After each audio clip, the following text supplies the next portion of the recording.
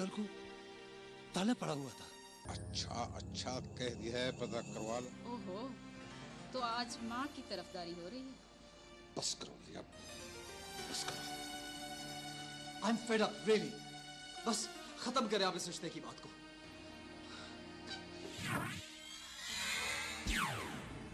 क्या हुआ हिजाब? जो पूछना है ना अपने शौहर से जाकर पूछो।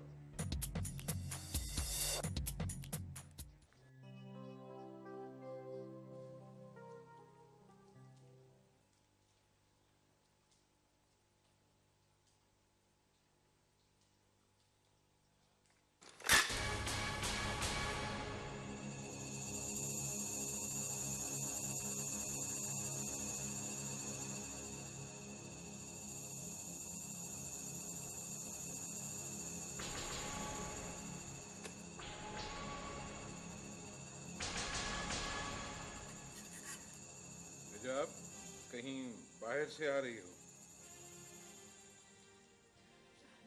जी जी खान बाबा, वो मैं जरा। बेटा, बाहर अकेले मत जाया करो।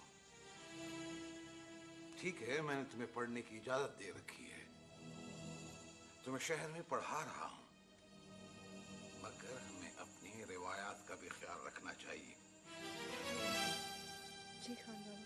जानो कहां है? तो साथ लेकर जाया करो। जी जी खान बाबा। ठीक है।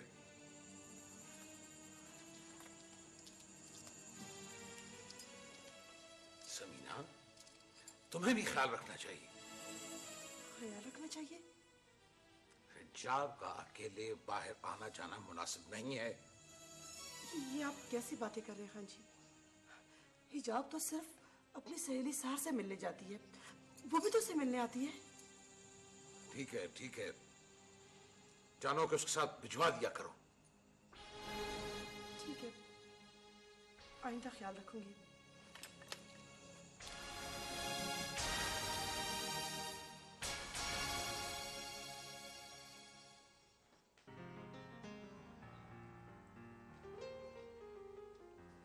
हमजा। अस्सलाम वालेकुम दादी माँ। वालेकुम अस्सलाम। मीटिंग कैसी रही? एकदम फर्स्ट क्लास। बेटा, तुम खुश तो हो ना? खुश? हाँ? बहुत खुश दादी माँ। अब देखे ना, इतनी खूबसूरत जगह पे इतना खूबसूरत फार्म हाउस, बंदा वहीं जाके जिंदगी बसाए। यही तो मैं कहती हूँ। अब लेकिन दादी माँ, एक बात और है, मैं वहां अकेला क्या करूंगा? अरे अल्लाह ना करे कि तुम वहां अकेले रहो। भाई, तुम्हारी दुल्हन वहां रहेगी और तुम्हारे बच्चे वहां खेलेंगे, और फिर तुम्हारी ये ग्रैंड माँ तुम्हें वहां मिलने आया करेगी। दादी माँ, आप मेरे बच्चों की ग्रेट ग्रैंड माँ होंगी। लगती हूँ ना मैं ग्रेट ग्रैंड माँ? आप तो हमेशा यंग, बोल्ड एंड ब्यूटीफुल रहेंगी। देखती हूँ तुम्हारे लिए कोई अच्छी सी लड़की। अच्छी सी लड़की? अरे और क्या, मैं अपने पोते के लिए कोई ऐसी वैसी लड़की तो नहीं ढूंढूंगी। लेकिन दादी माँ, आपको तो मेरी पसंद का पता है ना। लगता है तुम्हारे दिलो दिमाग से वो लड़की अभी तक उतरी नहीं। उतरेगी भी नहीं। एक मामूली सी लड़की के लिए तुम जिद कर रहे हो? वो मामूली लड़की नहीं है दादी माँ, वो पसंद है मेरी। एक बार पहले भी मैंने तुम्हें कहा था, और आज आखिरी बार कह रही हूं, उस लड़की को भूल जाओ। ये मेरा आखिरी फैसला है। आखिर बात क्या दादी माँ, मुझे भी तो पता चले। उन लोगों ने किया क्या है? हिजाब में बुराई क्या है दादी माँ? आप तो उनके बारे में ऐसे बात करती हैं जैसे वो कोई बहुत बड़े मुजरिम है। जमीन की बात है ना, तो वो बैठ के तय कर लेंगे। ज्यादा सवाल ना पूछा करो। मैंने कह दिया ना कि वहां तुम्हारा रिश्ता नहीं हो सकता। तो फिर मेरा भी आखिरी फैसला सुन ले। अगर मेरा रिश्ता वहां ना हुआ तो फिर कहीं नहीं होगा।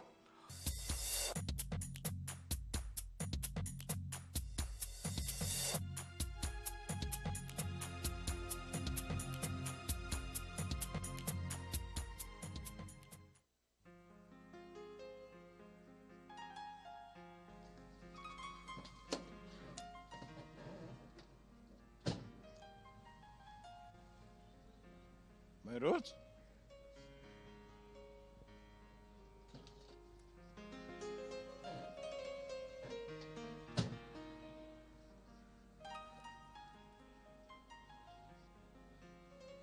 कहो बेटा, किधर की तैयारी है? वो खानदादा जरा शाम की तरफ जा रहा था। तुमसे एक मशवरा करना। जी खानदादा। क्या ख्याल है बेटा, इस दफा तुम्हें ना खड़ा किया जाए इलेक्शन? मुझे? खानदादा, भला आपके और बाबा के होते हुए मैं ये सोच भी कैसे सकता हूँ? बाबा, मैं भी यही चाहता हूँ कि इस सीट पर इलेक्शन आप ही लड़ें। पिछली मरतबा तो आपकी तबीयत की नासाजी की वजह से मैंने इस सीट पर इलेक्शन लड़ा था। अब माशाल्लाह आपकी सेहत बिल्कुल ठीक ठाक है और मुझ पर कारोबार का बोझ भी ज़्यादा है। रही बात महरोज की, तो ये अभी इस मैदान में कच्चा है। सभी इसी तरह आहिस्ता आहिस्ता सीखते हैं और फिर हमारी पुष्पनाई होगी तो सब कुछ सीख जाएगा। खानदादा, मुझे तो आप इन झंझटों से दूर ही रखिए।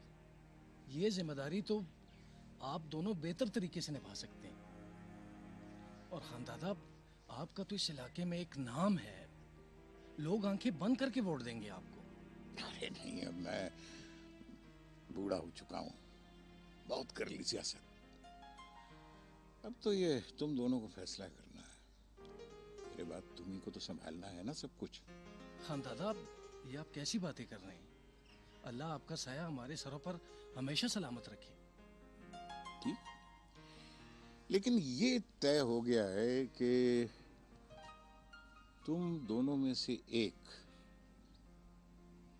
इस सीट पे खड़ा होगा। अच्छा है, जितना जल्दी फैसला कर लो।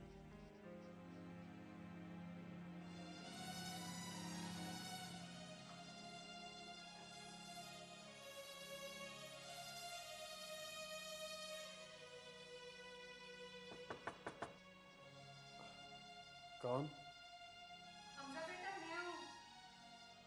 आ जाए अम्मी, अंदर आ जाए।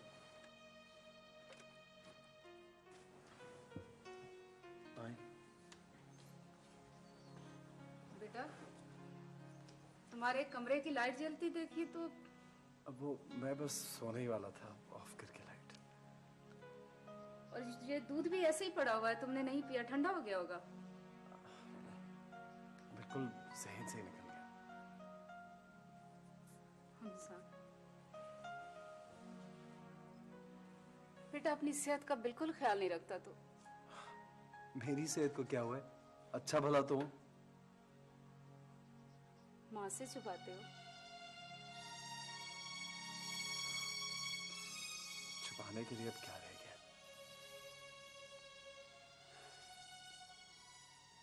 तेरी ये खामोशी मुझे काटती है। मैं जानती हूँ तेरे दिल पर क्या गुजर रही है। तुम भले ही मुंह से कुछ ना बताओ, मगर तेरे चेहरे पर साफ साफ लिखा है। मैं भी मजबूर हूँ बेटा। हर कोई अपनी अपनी जगह पे मजबूर है।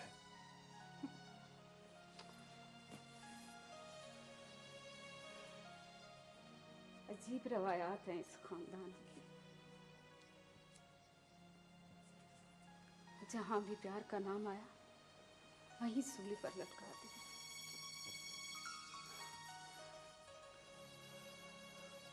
बाबा ने तो बगावत करके अपना हक हासिल कर लिया,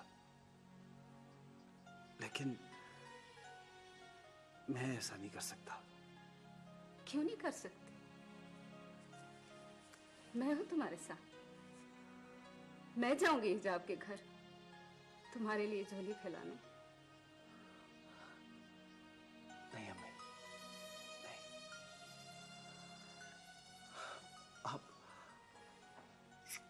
आप बाबा की इजाजत के बगैर कुछ नहीं करेंगी। हमजा, मुझसे ये तुम्हारी हालत देखी नहीं जाती बेटा। मेरे बस में हो ना, तो तेरे रास्ते के सारे कांटे मैं अपने हाथों से चुन लूं और जहां भी जख्म आए अपने हाथ कर दूं।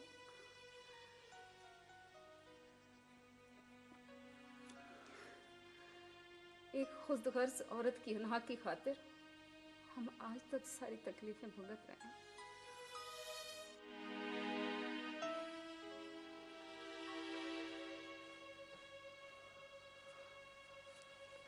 मैं दूध गर्म करके लाती हूँ। छोड़ दो आलिया, मैंने सब सुन लिया।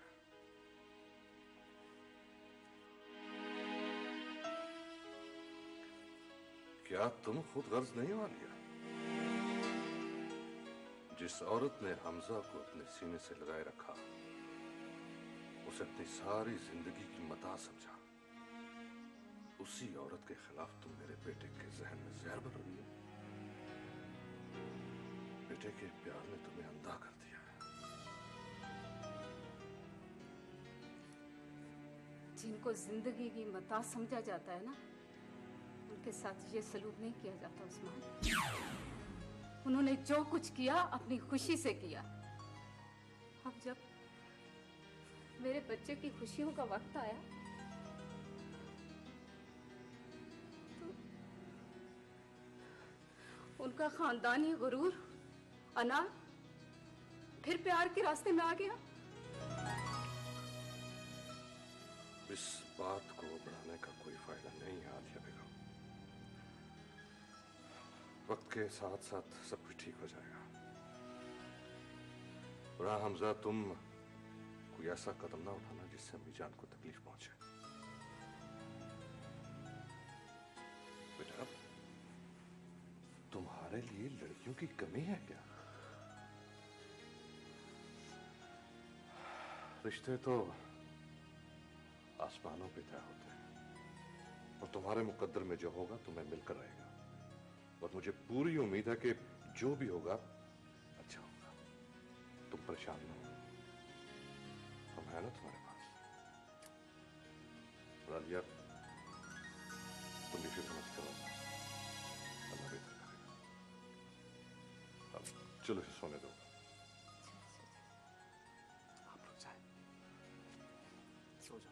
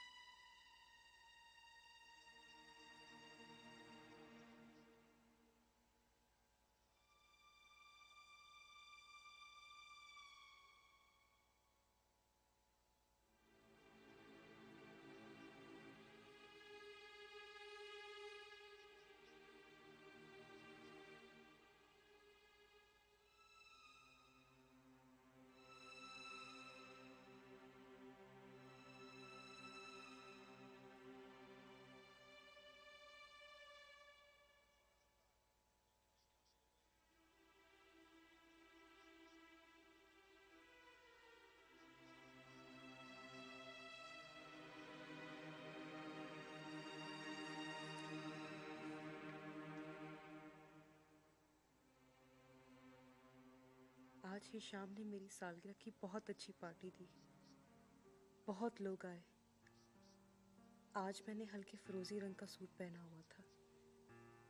सबने मेरी बहुत तारीफ की। हिशाम ने मुझे बहुत कीमती और खूबसूरत ब्रेसलेट तोहफे में दिया और अपने हाथों से पहनाया।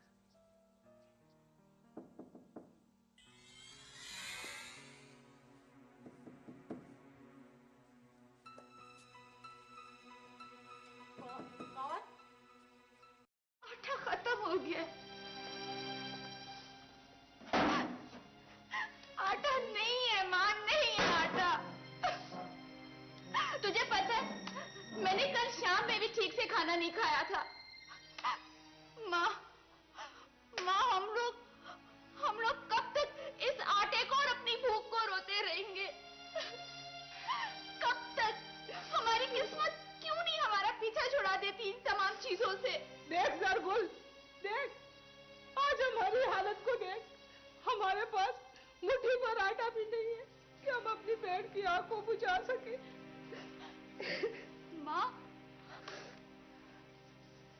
नहीं माँ, नहीं माँ, चुप कर जा, खुदा के लिए चुप कर जा। कैसे चुप करूं, कैसे सबर करूं? मेरा तो कलेजा फट गया है। जाने से पहले वो हमारा गला ही घोट जाता। माँ, माँ, तू चुप कर जा, बाबा जरूर आएगा, तू चुप कर जा। कब आएगा वो? रोज सुबह होती है, शाम होती है, और शाम से रात हो जाती है, और रात तो क़यामत की तरह गुजरती भी नहीं है। माँ, माँ तू रो ना, इधर आ, तू बैठ जा, यहाँ बैठ। तेरी तबीयत पहले ही ठीक नहीं है माँ। माँ, तुझे पता है, मेरा दिल कहता है कि मेरा बाबा जरूर आएगा। माँ, अब मुझे भूख भी नहीं लगेगी, मुझे कभी भी भूख नहीं लगेगी, लेकिन तू ना रोया कर माँ, ना रोया कर, ना रो माँ।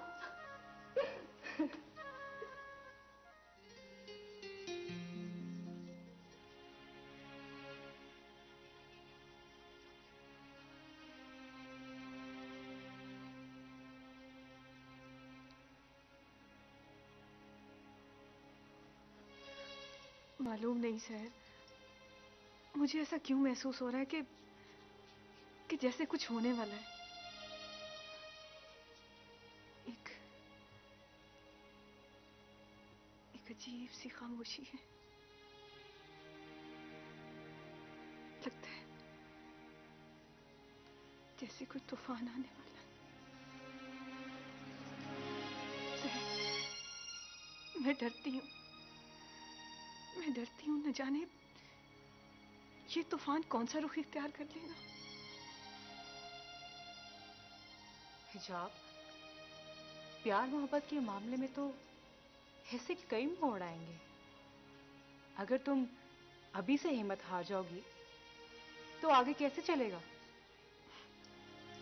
पता नहीं, सच बताऊं ना सहर, तो आजकल मेरा घर में बहुत दम घुटता है। सोच रही हूँ कि एग्जाम की तैयारी हॉस्टल ही जाकर कर लूं। For God's sake हिजाब, तुमने तो अभी से हथियार डाल दी। नहीं सहर, ये बात नहीं। मेरा ख्याल है कि हॉस्टल में रहकर मैं बेहतर पढ़ सकूंगी। कहीं ये भी कोई प्लानिंग तो नहीं हमजा के और करीब जाने की? सुना है वो जनाब आजकल शहर में होते हैं। सहर, तुम भी ना। हौसला पकड़ो, अब तुम सिर्फ रिलैक्स हो जाओ। यकीनन हमजा कोई ना कोई रास्ता ढूंढ ही लेगा। Trust me.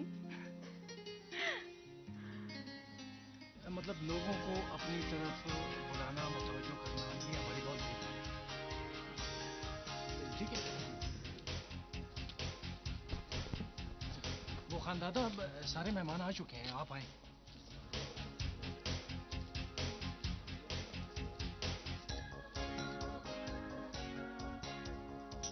फारूक खान जिंदाबाद, जमरूस खान जिंदाबाद, मेरोज खान जिंदाबाद, फारूक खान जिंदाबाद, जमरूस खान जिंदाबाद, मेरोज खान जिंदाबाद, फारूक खान जिंदाबाद, जमरूस खान जिंदाबाद, मेरोज खान फारूक खान।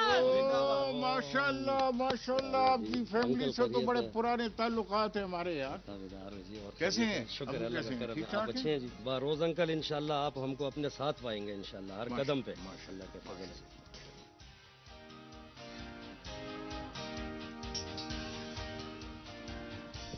बरखुदार कैसे हो? ठीक ठाक? हेलो यार, आप भी ठीक हैं? अस्सलाम वालेकुम खान जी। गुलाम नबी कैसे हो? शुक्र है अल्लाह का जी, अल्हम्दुलिल्लाह हम आपके साथ हैं खान जी। खान जी, ये मेरा बेटा अवल खान। बरखुदार, माशाल्लाह माशाल्लाह। आप सब लोगों के ताउन का बहुत बहुत शुक्रिया। आप लोगों ने हमेशा हमारे साथ ताउन किया है। अब इस दफा मैं सियासत के मैदान में नहीं हूं, बल्कि शमरोज खान इस दफा उम्मीदवार बनके आपकी खिदमत के लिए आए। आप समझे कि ये बारोज खान दोबारा लड़ रहा है इलेक्शन, और मैं आप सबसे उम्मीद रखता हूं कि इस इलाके की बेहतरी और फलाह के लिए आप शमरोज खान के साथ और मेरे साथ पूरा ताउन करेंगे।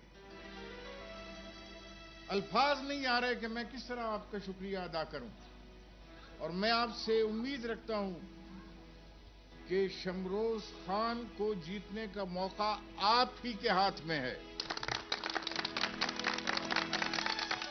देखिए ना, मेरे एक टेलीफोन कॉल पे माशाल्लाह आप आ गए, आप आ गए, आप आ गए, सब आ गए।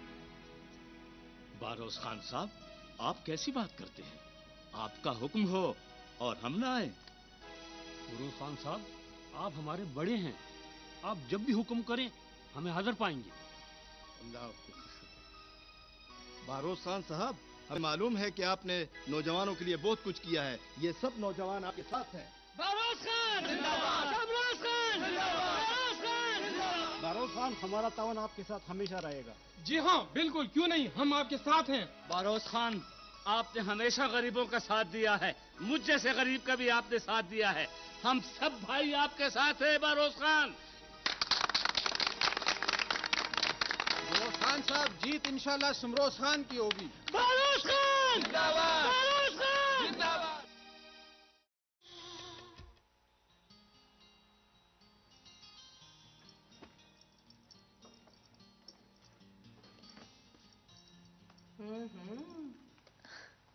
अम्मी जान, आप हिजाब बेटा, जानो खाला को बुला लेती, वो तुम्हारी मदद कर लेती। जानो खाला की क्या जरूरत थी, बस ये चंद कपड़े और किताबें थी। मैंने सोचा मैं खुद ही पैकिंग कर लूं। बेटा, अल्लाह तुम्हें कामयाब करे। हॉस्टल में अपने खाने पीने का खास ख्याल रखना और टेलीफोन करती रहना। जी अम्मी जान, बस आप मेरे लिए दुआ करते रहिएगा। बेटा, तुम एक इम्तिहान तो पास कर लोगी, लेकिन एक इम्तिहान और तुम्हारे सर पर आने वाला है, उसके बारे तो कुछ सोचो।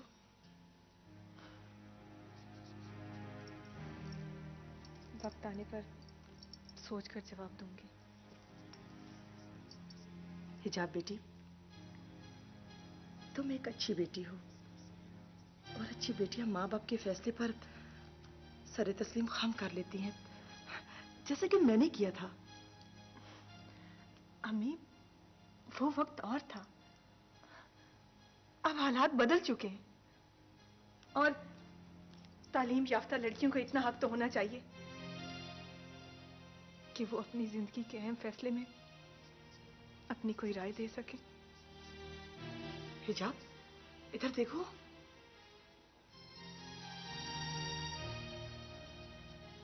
तुम्हें कोई और तो पसंद नहीं? अम्मी,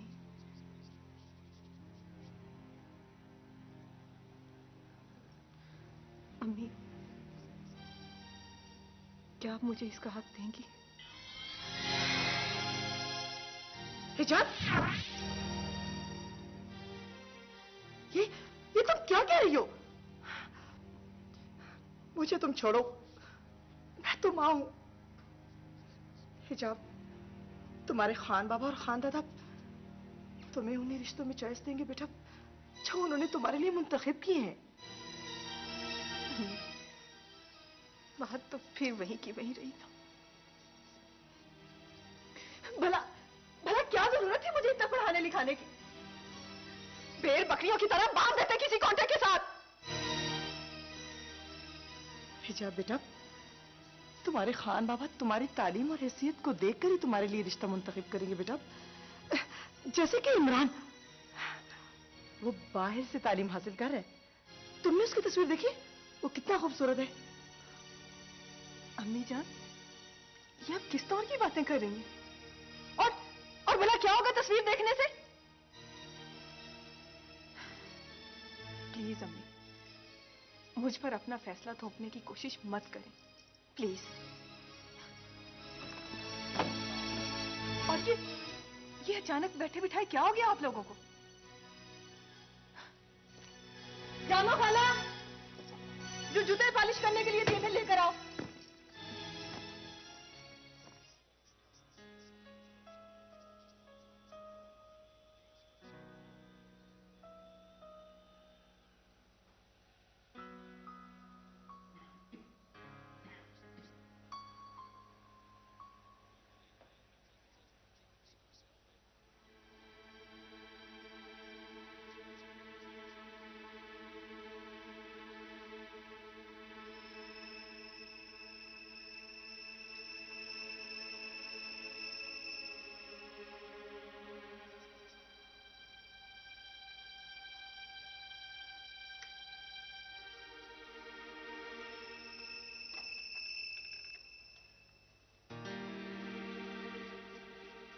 तुम कहाँ गई थी?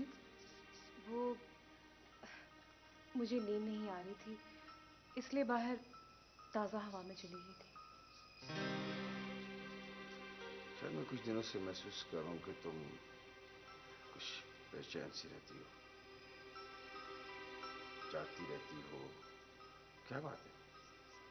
नहीं, वो बस नींद नहीं आ रही थी। अच्छा, एक मिनट।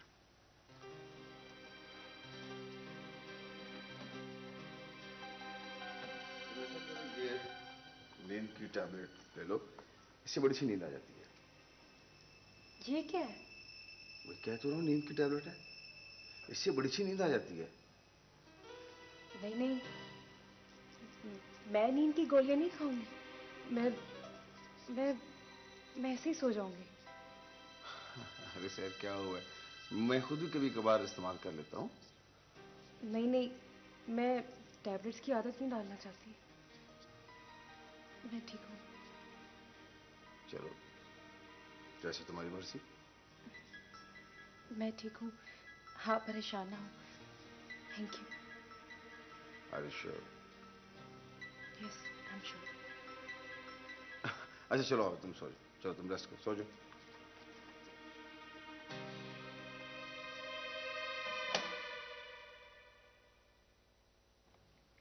वाह जबरदस्त। ये किसका फोन आ गया है?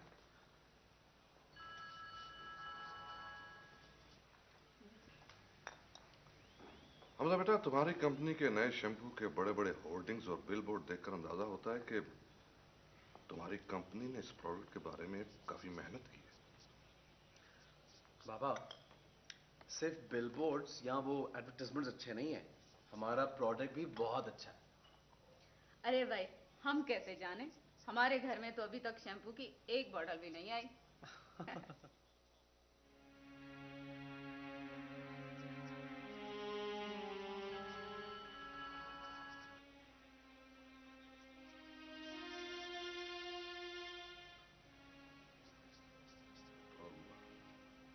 किसका फोन है बेटा? किसी का नहीं बाबा, वो क्लाइंट का फोन आ रहा है। मैं इस वक्त अब उससे बात नहीं करना चाह रहा। नहीं बेटा, कर लो बात, हो सकता है उसे कोई जरूरी काम। रहने भी दो उस्मान, अब घर को भी ऑफिस बनाएगा क्या? ये तो है। ओके भाई, मैं चेंज करके आता हूँ।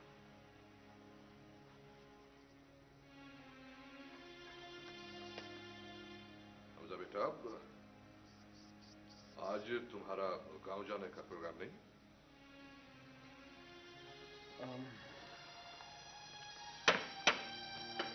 नहीं बाबा, मैं नेक्स्ट वीकेंड जाऊंगा। बेटा, तुम पिछले वीकेंड पे भी नहीं गए, अम्मी जान इंतजार कर रही हो। ये रोज रोज की भाग दौड़ भी अच्छी बात नहीं है उस्मान। महीने में एक दो दफा हो आया करेगा। अली बेगम, मैंने तुम्हें कितनी बार कहा है कि अम्मी जान का भी इस पे उतना ही हक है जितना हमारा। तो खड़े है ये, जाए, मैंने रोका इसे। ओहो, आप लोग क्या बहस लेके बैठ गए? मैंने जाना होगा तो मैं चला जाऊंगा, बस छोड़े बात को। क्या हो गया?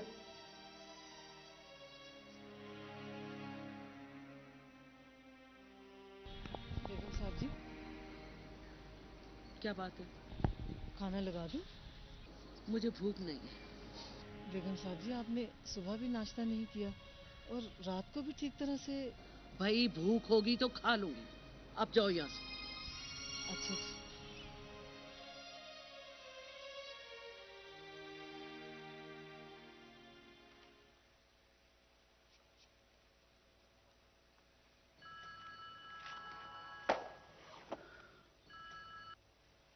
हेलो। हाँ मुंशी काका, क्या हाल है? मैं तो ठीक हूँ जी। छोटे खान आप कैसे हैं? मैं बिल्कुल खैरियत से हूँ। आप बताएं, वहाँ सब खैरियत है ना? खैरियत तो है। आपके जाने से यहाँ बहुत उदासी रहती है। इस बार आप 2 हफ्तों से गांव भी नहीं आए। हाँ बस काका, यहाँ पे काम कुछ ज्यादा है और वैसे भी हर हफ्ते भाग दौड़ से मैं थक जाता हूँ।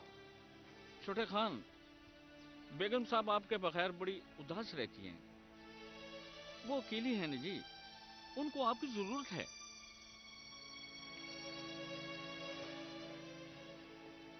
अच्छा जी छोटे खान, देखे ना, जमीनों के कुछ मामलात हैं जिन्हें मैं नहीं समझ सकता। मालिक आखिर मालिक होते हैं ना जी। आप अगले हफ्ते आ रहे हैं ना? ठीक है, मैं कोशिश करूंगा काका कि मैं आऊं। नहीं नहीं छोटे खान, आपने जरूर आना है। ठीक है, खुदा हाफिज जी। खुदा हाफिज।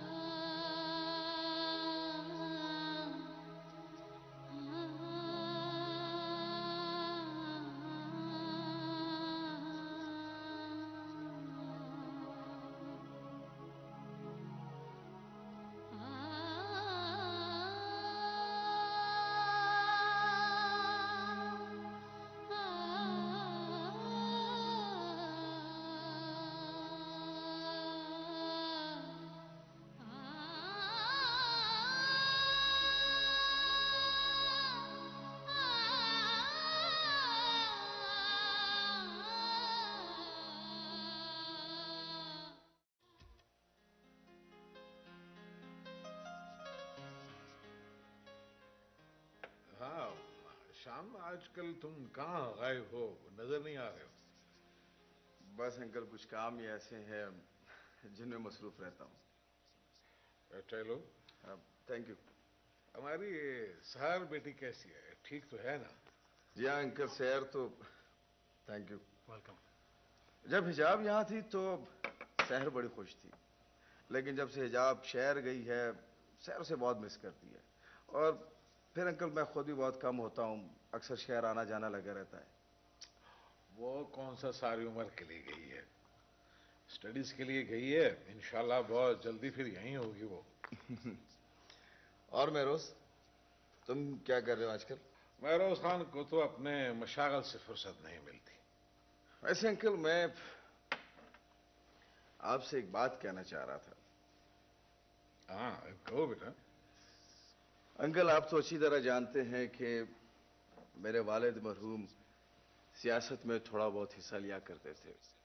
मैं भी चाहता हूं कि इस मैदान में कुछ तबाह आजमाई करूं।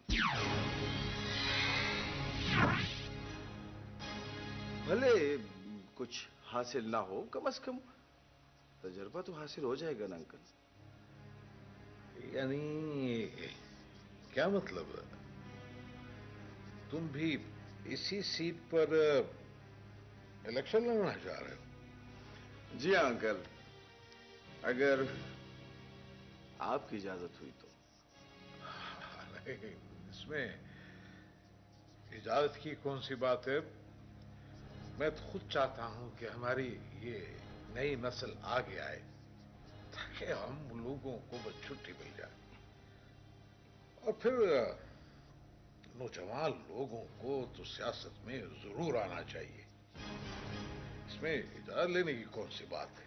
अरे अंकल, अंकल ये तो आपका बड़ापन है। आप यकीन कीजिए, मुझे तो ये बात कहने की जरूरत ही नहीं हो रही थी। वैसे हिशाम, ये अचानक तुम्हारे ज़हन में ये ख्याल कैसे आया? मैंने सोचा कि क्यों ना मैं भी इस इलाके के लिए कुछ करूं। अब देखो ना, यहाँ के लोगों का हम पे भी तो कुछ हक बनता है ना अंकल। अंकल आपने तो मेरा बोझ हल्का कर दिया है। अच्छा, अब मुझे इजाजत दे, फिर इंशाल्लाह जल्दी मुलाकात होगी। हाँ इंशाल्लाह। अल्लाह हाफिज। अल्लाह हाफिज। Thank you.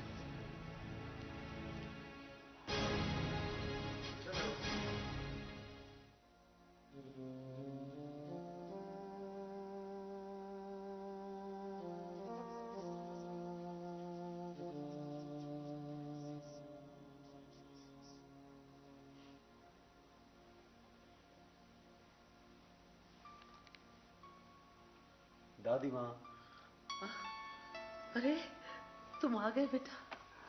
दादी माँ, मुंशी काका ने बताया था कि आपकी तबीयत कुछ खराब है। चलो शुक्र है, इसी बहाने तुम मुझे देखने तो आए। तबीयत कैसी है आपकी? अब तुम आ गए हो ना, तो तबीयत भी ठीक हो जाएगी। क्या तुम नाराज थे मुझसे, इसलिए 2 हफ्ते नहीं मिलने आए? दादी माँ, भला मैं आपसे क्यों नाराज होगा? सच सच बताओ, कहीं तुम्हारी माँ ने तो नहीं तुम्हें रोका था यहाँ आने से? दादी माँ, मामा क्यों रोकेंगी मुझे? बस ऐसी मेरे दिल में ख्याल आया था कि शायद। ऐसी कोई बात नहीं है। तो फिर कोई बात तो है ना?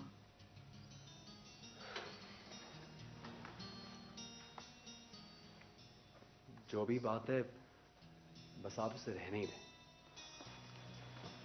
हमजा, मैं देख रही हूं कि तुम जरा जरा सी बात पर उलझने लगते हो।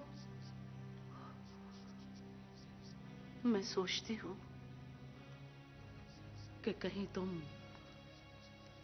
अपने माँ बाप और मेरे दरमियान भटकर तो नहीं रह गए।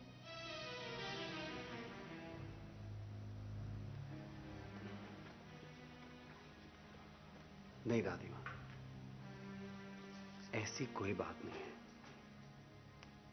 मेरे दिल में सबके लिए अलग अलग जगह है, अलग मकाम है। बस आप परेशान मत हो। लेकिन बेटा, मैं परेशान हूं।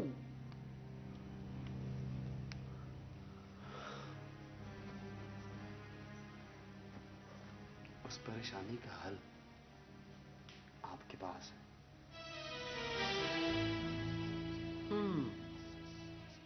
तो तुम्हारी सुई अभी तक उस लड़की पर अटकी हुई है। मुझे एक बात समझ नहीं आती, उस लड़की में, उसके खानदान में खराबी क्या है? खानदानी लोग हैं, हमारे हम पल्ला हैं, उनका यहां मकाम है, नाम है, सब कुछ तो है उनके पास। तो फिर क्या वजह, आप मुझे समझाएं। हमजा उस्मान, जानना चाहते हो? जी हाँ दादी माँ, जानना चाहता हूं, आप बताएं मुझे। उस लड़की का खानदान तुम्हारे दादा शाद मोहम्मद खान के कत्ल की साजिश में शरीक है।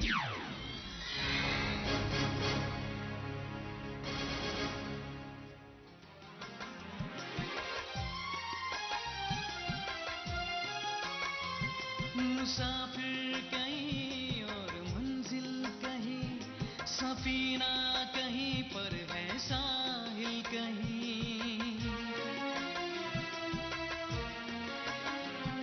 मुसाफिर